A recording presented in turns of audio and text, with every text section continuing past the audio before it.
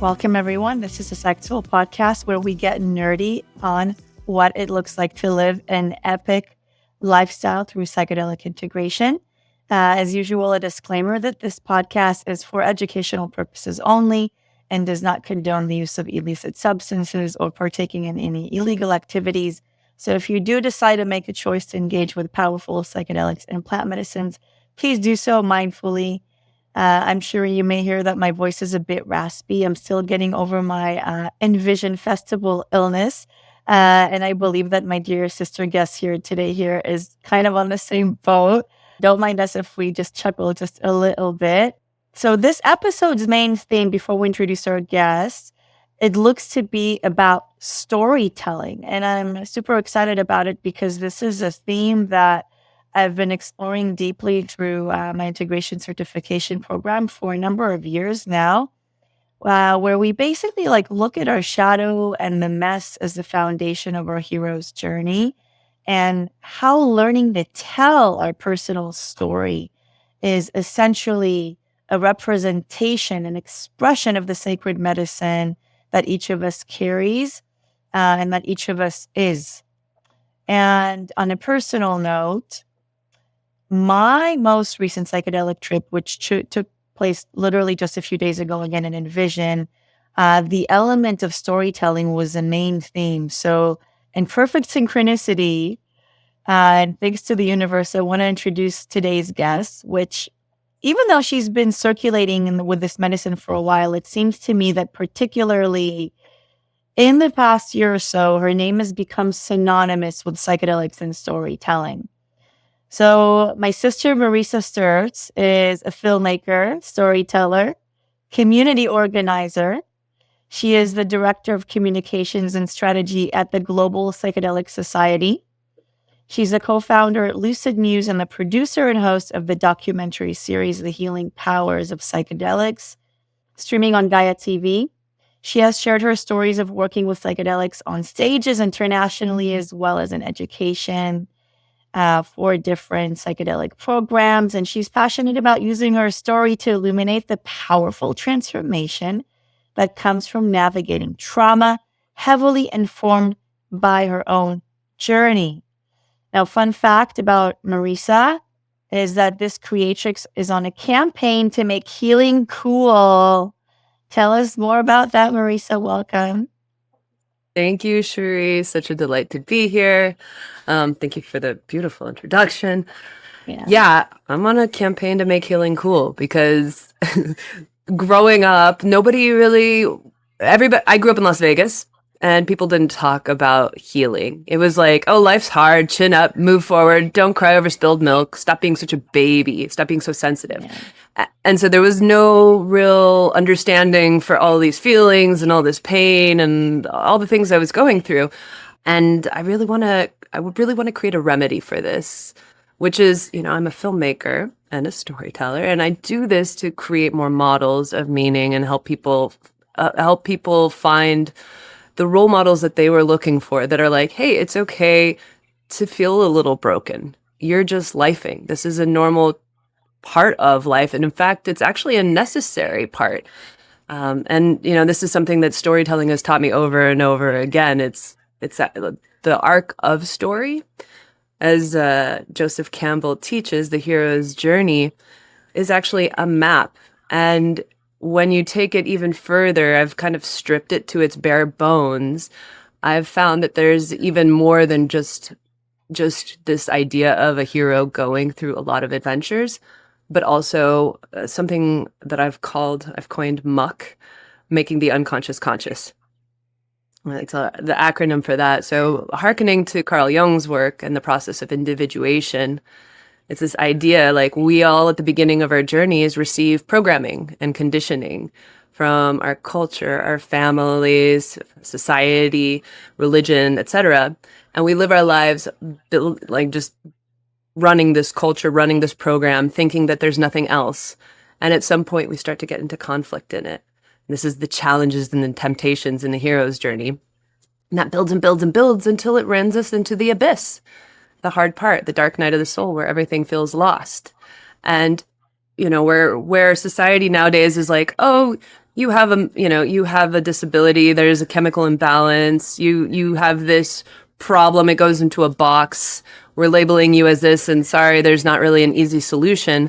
I like to say, hey, what if the abyss and the dark night of the soul is all an actual natural occurring part of your journey of being human? And this is the part where you individuate. This is where you say, oh, that old programming doesn't work for me any longer. I'm going to, well, first mourn the passing of that. And that's the depression, the illness, the hardship. And then at some point, I'm going to realize I'm strong enough to survive it. And that strength can transmute.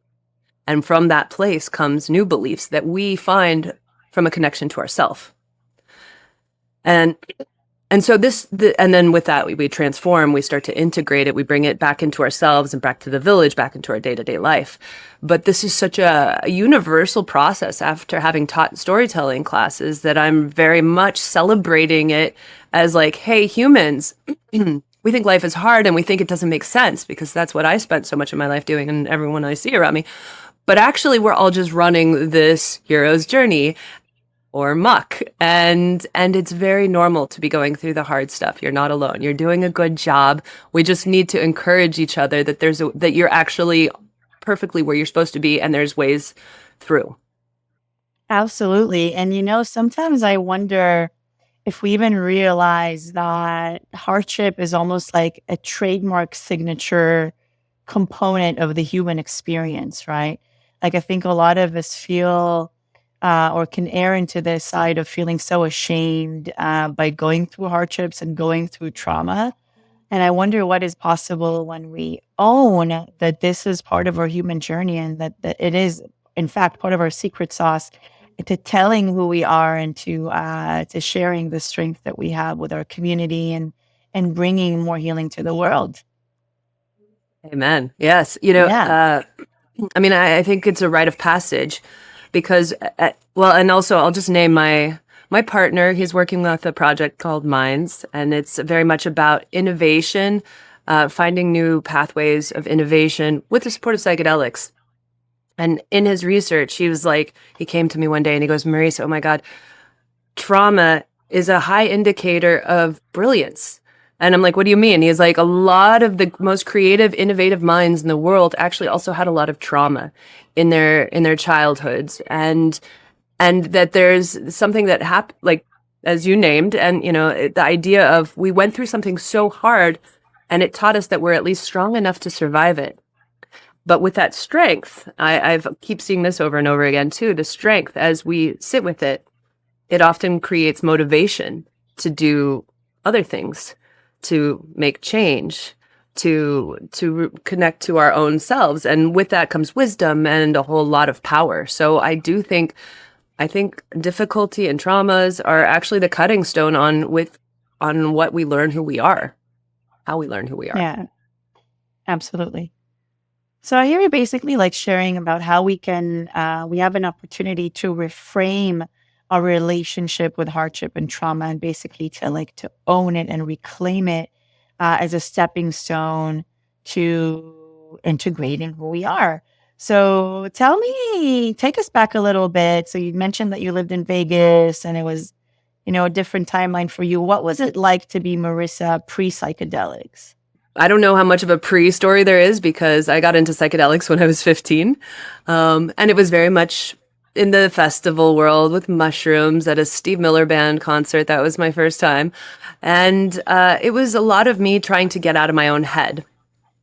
Very much like the same reason alcohol, it was just like, I want to get out of here. Up here is very painful. But as we all know, psychedelics are non-specific amplifiers. So at some points they were beautiful, and many times they would just magnify all the angst and pain I had in my system. And it was so excruciating that I was like, this is just more work than it's worth. I'm just going to drink instead. And so I spent, my 20s and most of my half of my 30s really just trying, as I said, to keep my chin up, move forward, and be a really productive artist. I had it in my head that I was going to make big films that were going to change the world, but yet I didn't know what I wanted to say. I couldn't get my message and my story out really. I would make really beautiful, strange, artistic things, and I would bartend on the side. I was in San Francisco for my 20s, and then I moved to LA in my 30s, and I was in a band, and I did all this like cool, fun stuff with this driving need to make a difference in the world, and absolutely feeling like I was falling flat in every way, including my own well-being. I really I feel like I had a failure to thrive because even though I was making a lot of films, I was putting them all on my credit card, running myself deeply into debt to do it. I've struggled most of my life with a condition called dermatillomania, which is an OCD skin picking issue where I would totally destroy my skin, my chest, my back, and so much to the point where it was really hard to leave the house at points. And this was, kind of a hearkening to my this was how I showed my internalized self abuse. This was an expression of abuse. I was abusing myself, and it was very much just sort of a carry on from things I had learned in childhood. And so, of course, I was unaware of all of this, and until maybe about 10 years ago, where I rediscovered psychedelics. And in that process, I slowly became conscious of of the mechanisms underlying these behaviors. And I started filming them. I started telling these stories, and I started to do what I've done now, which is create more stories around the whole thing. Wow. Okay. So, what are ways to basically take everything that you've learned and integrate your wisdom back into the community? So, tell us more about this integration journey. It sounds like this was a turning point for you.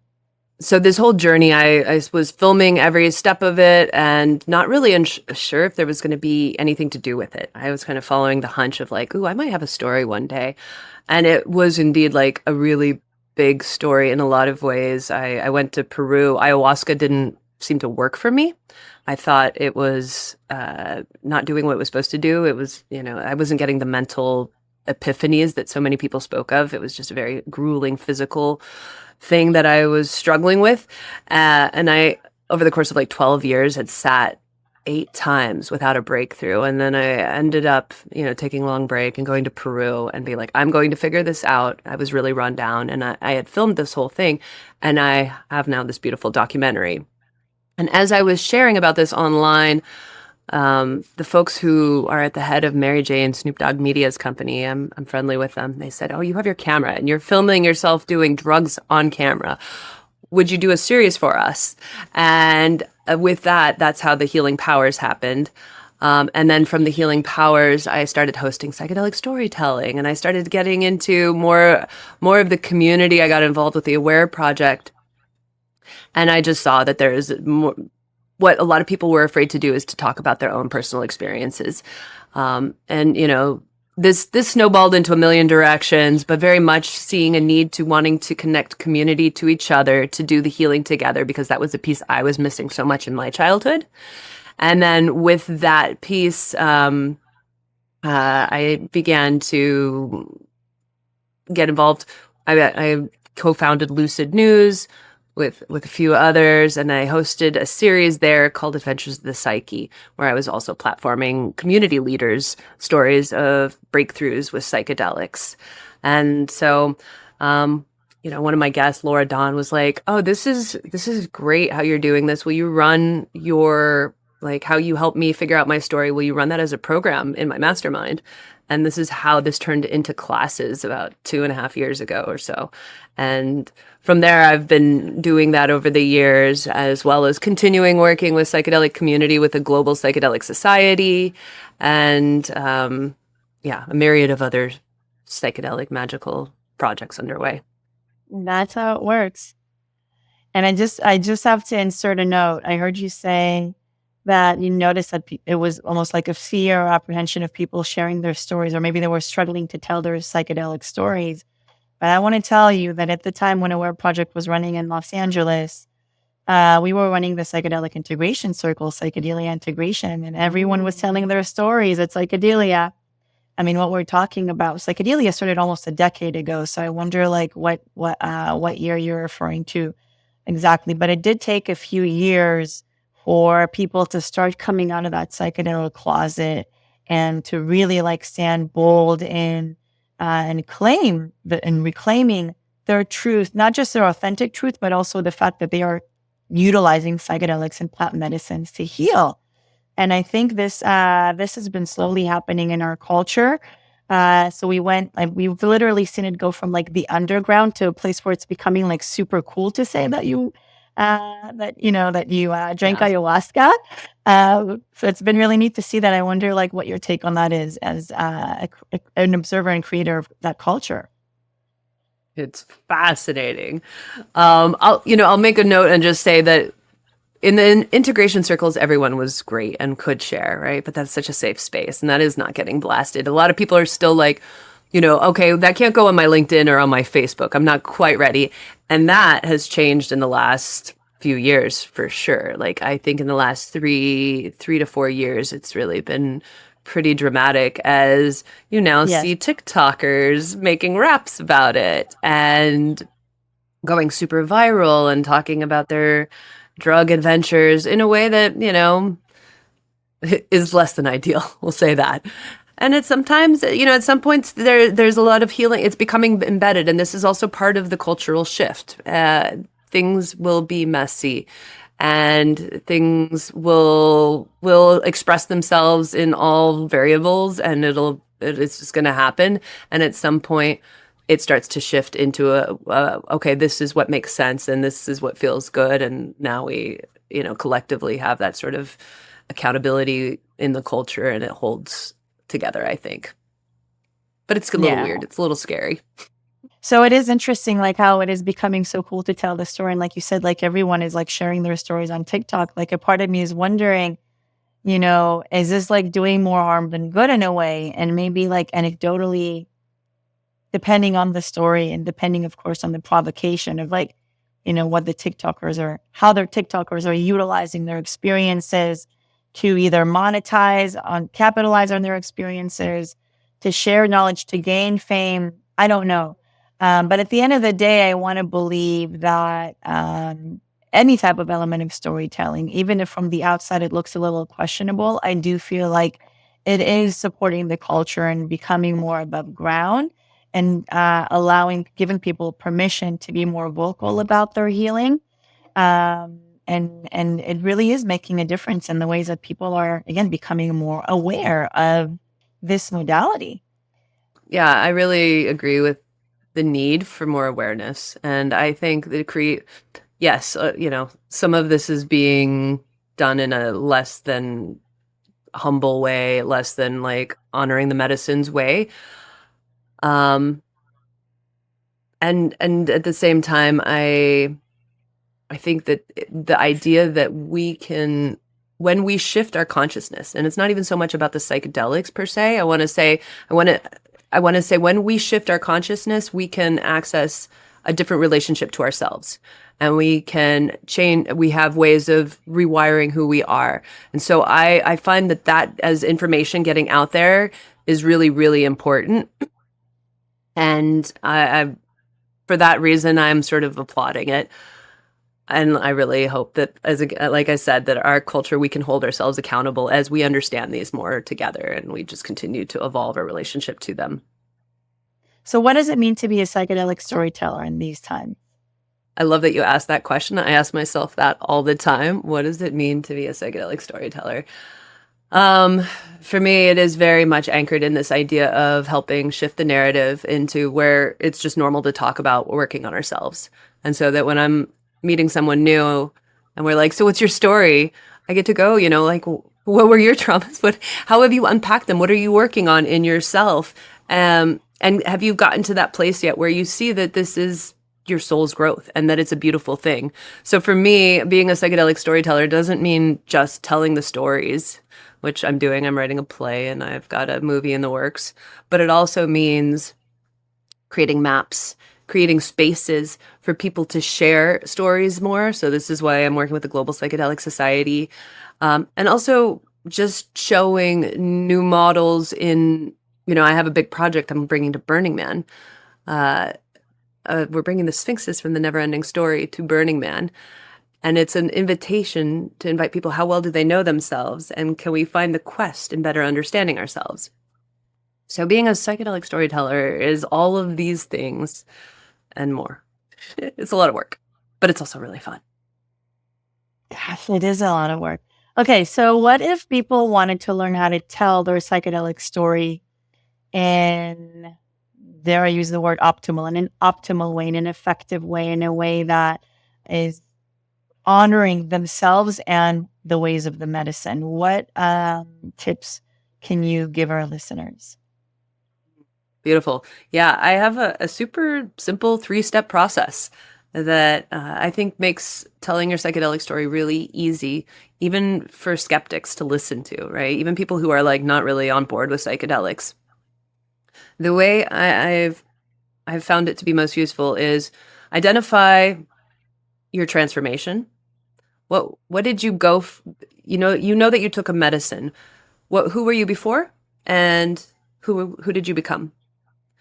And if you identify these 3 things, who was I before, what was the medicine experience, and how did I change?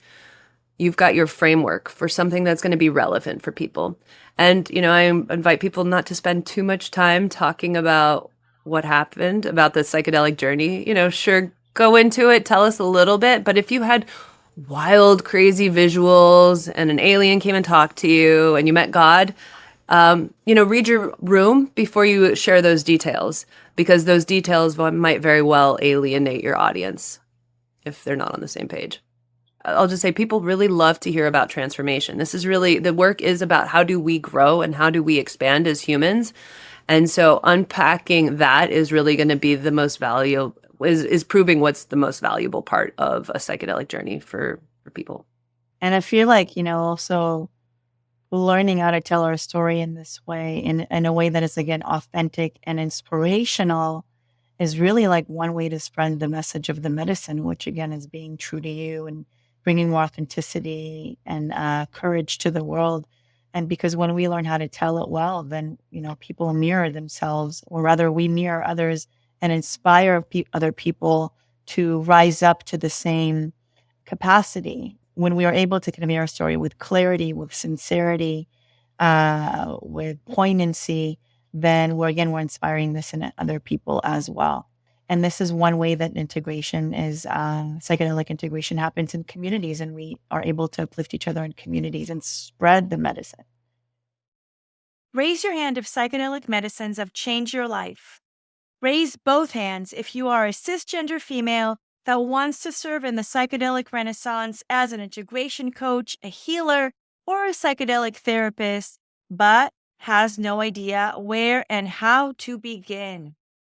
Soul Sister, welcome home to the Psyched Souls Integration Coaching Certification Program for Visionary Women, our best-selling 6-month professional training and personal development program where you get to dive deep into your own integration practice way beyond meditation and journaling, while getting certified as a high-caliber psychedelic integration coach and guide. In our iconic program, you do your work through an experiential, creativity-centered, and system-rebelling transformational vortex that is grounded in proven methods and expert-level technologies, preparing you to take root as a psychedelic leader in your community. You have full intention to participate in this revival, and we provide you with the know-how, with the tools, and with a full-body confidence to create it. So if you are a psychedelic-informed woman with a huge heart of service that is ready to get off the fence and unapologetically step out into the world offering psychedelic support, stop playing small sister, take a leap into your soul-aligned, paradigm-shifting service career in the psychedelic revival, and help spread more light consciousness in the world. Learn more and apply at psychedsoul.com/training. You are part of the Global Psychedelic Society. Tell us more about this organization. Yeah. So for our listeners, if anybody is not familiar, psychedelic societies have existed all around the world since 2010, starting in San Francisco. And they're communities that are self-run. Nobody has organize them, but it's people in San Francisco going, we want to have conversations around psychedelics and plant medicines and drugs. Let's like talk about what they are, how to use them safely, how they can help us. And this has popped up. There's now over 300 all around the world. And the Global Psychedelic Society is a place where leaders have gotten together to share resources and tools to help each other thrive. And so we have a website, globalpsychedelic.org, where you can find our map and our society locator. So if you are looking for psychedelic community near you, you can find it there. And really over the last couple of years, we've gotten very, very serious. I've been involved peripherally, like 2018 and 2020 a little bit, and like over the years. But I guess during COVID, this organization of leaders who were getting together every, big conference, started meeting monthly on Zoom, and that began to build up until Psych Sci 23, where we brought 70 leaders together in person for a one-day summit. And what's happening is just, it really feels like it's time for everyone for psychedelic societies and communities to shine. And people are a lot less afraid, to our earlier point, from sharing their stories, and they're much more willing to be like, no, I stand, I'm ready to bring education to the table. I want to help make this available to everyone. And so it's been pretty explosive. It's growing big. We're going to have a big one-day event in New York City, post Horizons, a little decompression party on, I think that's May 12th. So mark your calendars. There's information on our website as well. And it's been really lovely. I've been working with Mike Margolis, Jazz Kadish, Matt Gillespie. There's been like the core team. The four of us have been really like putting so much into it over the last year and a half now. Beautiful. Yeah. I remember when the GPS2 was just getting started, and just witnessing like the growth in organization over the years has been so inspiring to watch. What are some of the initiatives that you guys are currently working on? Especially, I believe that you also named that the GPS sees the community as a foundation of a healthy ecosystem. So what are some of the initiatives you guys are working on currently?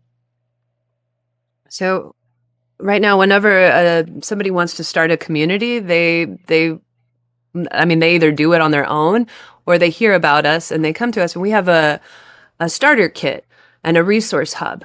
But it is still, it has been done by volunteer labor, and some of it is extraordinarily awesome, and some of it is still a little disorganized and could really use a refresh. And so we're actually working with Zendo now and developing that to really give new societies and older ones tools to get this up, running, and thriving. So this is our first most priority.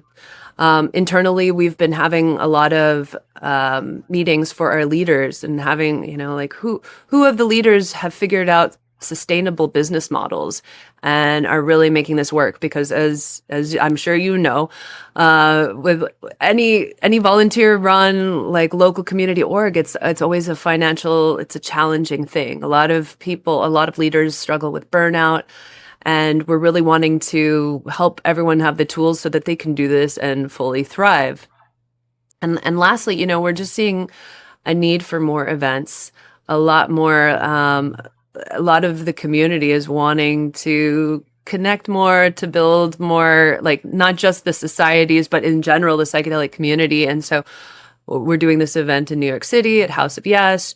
We're going to be running a couple of workshops at the Eclipse Festival on Friday on the Consciousness stage. If anyone will be there, come check us out. We'll be doing a panel, as well as a Find the Others meet and greet connection networking exercise.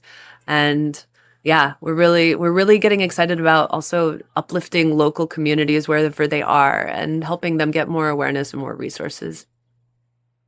Amazing. Thanks for doing the good work. And yeah, I do want to name that even though it seems like the psychedelic renaissance is happening, and it's totally happening, and it's happening actually very fast, a lot of the organizations, the bigger organizations that you see, are still operating all through volunteer and volunteer funding, meaning people don't get paid to fulfill these roles, these organizational roles, all like the templates that you're building. You're building now a template basically for communities to be able to model themselves after what you guys have built, and you're not getting compensated for it. This is something that is happening across the psychedelic community as a whole. I myself, I'm a part of a couple of organizations as well that they're not for profit. We're literally trying to build something and do like really good work that is sustainable, that people can come in and again, take this template and create something bigger. We're literally creating new sacred geometry right now.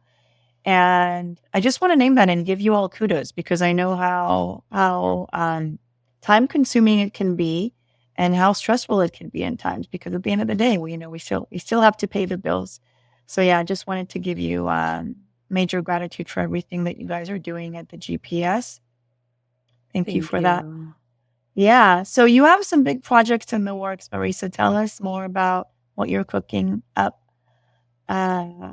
for the community. We are bringing the Sphinxes from The Never-Ending Story to Burning Man. And did you see that movie in the 80s? I did. And I promptly ran out of the movie theater. I went to see it by myself when I was like 6 or 7. I don't know how my mom sent me there alone when I was 6 or 7, but I literally went and ran out. Wow. Yeah, and yet your daughter. How old is your daughter now?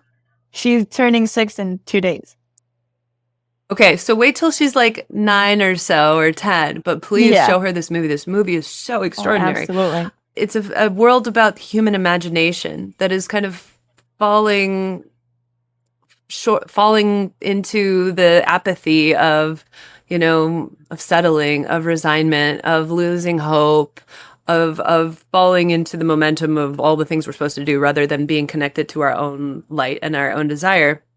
And it's being eaten by the nothing. And our hero needs to save the day. And on his mission to figure out how to save the world of Fantasia, he comes across these gigantic sphinxes that tower into the sky, 6 stories tall. And only those who know their true worth can pass through this gate. And he needs to get to the other side. And the thing is, most people don't manage to pass through the gate because most don't know their own worth. And it's a really dramatic scene in the movie. It's one of the best film scenes, in my opinion, ever. And we're bringing it to the burn to invite people to ask, how well do they know themselves? We're creating a series of experience stations that invite people to ask, like, how well do you know the wisdom of your heart? How are you connected to the somatic wisdom in your body? Do you know what that even is? And we're like, the idea is that we're sort of creating a hybrid between therapy and interactivity, improv, and play. We're calling it transmersive art. And it's really, for me, Buckminster Fuller, our favorite quote is, if you don't like an existing system, create a new one that renders the original obsolete. And this is how I plan on doing this. If we're going to sit there and say healing is hard, it looks like me in a therapist office and it's not going to be fun, I say, no. Healing can be you at Burning Man, going through a series of experience stations, asking yourself, how well do I know myself? And challenging yourself and doing it in community and sharing it with others, and then bringing this wisdom to the Sphinxes. The Sphinxes are not going to fry anyone, but rather they're going to beam all our wisdom out to the greater field. And so, how do we change the world? Let's make it fun. Let's make healing cool. Absolutely. Amen to that. I love it. And on that note, I want to tack on to that without getting too much into it. But like my whole integration philosophy is that healing can be done through play. And, I think we've been kind of like berated by culture about like doing the work, do the work, like indoctrinated to keep us enslaved to working our butts off to a system without finding a way out. And I'm actively working against that and in my school to really indoctrinate a new philosophy of like, we can heal through play. We can integrate through play. We can even do our shadow work through play. Yeah, I think we need to just eliminate the word work. Enough with the work. Let's work and twerk. And more about that. Yes, love it. Amen. Integration twerk. Amen. Well, I am wondering if you're ready for a rapid fire round of 5 epic facts about Mareesa. Are you ready? Go. Shoot. Okay. Yes. Shoot. All right. What's your favorite psychedelic? Oh, I don't know. Picking one is hard. I would say it's ayahuasca and mushrooms. Sorry. And that was 2. Favorite thing to do after a ceremony? Ooh. Massage. Absolutely. What's one big lesson psychedelics have taught you? Oh, that's a hard one for a rapid fire, but everything is here to help us grow. Who is one person, dead or living, that you would sit in ceremony with? Wow. Carl Jung. Yes. That one's mine too, for the record. Yes. Nice.